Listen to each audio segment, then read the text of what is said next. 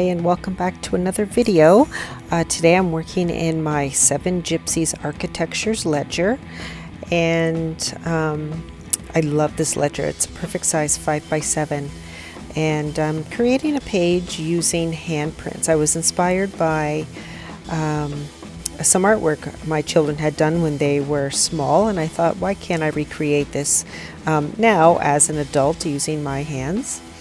I'm starting with a couple of Tim Holtz layering stencils, Plus and Countdown, other two I'm using. And I'm also in a little bit going to be using the mini stencil Bubbles. I will have a link to, or a list of all the products I'm using on my blog, and I will have a link to that in the comment section below. The distress inks I'm using are Fired Brick, Seedless Preserves, and Ripe Persimmon. So like I said, I was inspired by this artwork that I had kept that my children had done when they were in, I believe it was in preschool. And I don't know why I kept it, but I came across it and I thought, this is really good. We should do this as an adult, just to keep a record of what our handprints look like at a certain age. So this will be my handprints at 45. So I'm using a gel plate that I have had for a really long time, and I'm applying some distress paint, and this is, I believe, Mermaid Lagoon in Shaded Lilac. So I'm putting it on my mono print, and I'm going to be using this to apply the paint to my hands before I put it in the book.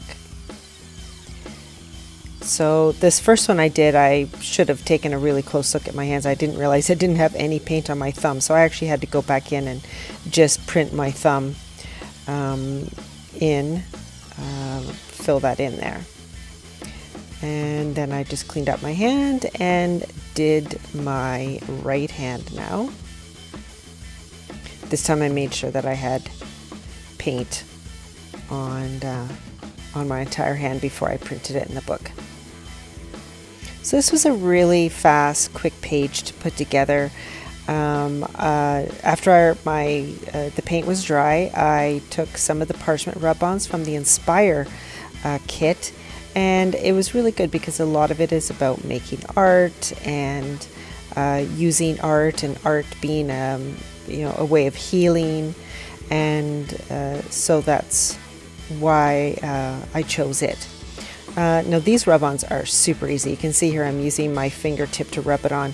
Now the next one I decided to make it a little bit faster and use my bone folder, so that's why I grabbed that. I love this because even though after you transfer the rub-ons over, you're left with this really cool piece of parchment. So I've been saving up these pieces. I'm not sure what I'm going to use them yet, but I will be using them in a future project, I'm sure. So I'm just adding some more of these rub-ons. Again, really quick. This quote that was on this one, "Here is a bit of me," just worked out perfect. So I really like that.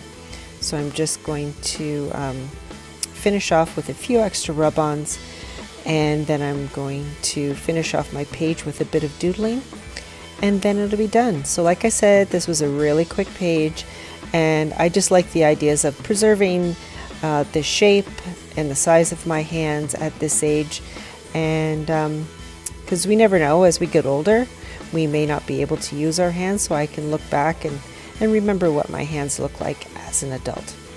So I'm just going to let you watch the rest of the video. Thank you so much for joining me today, and I look forward to seeing your comments and checking out your art online. Have a great day.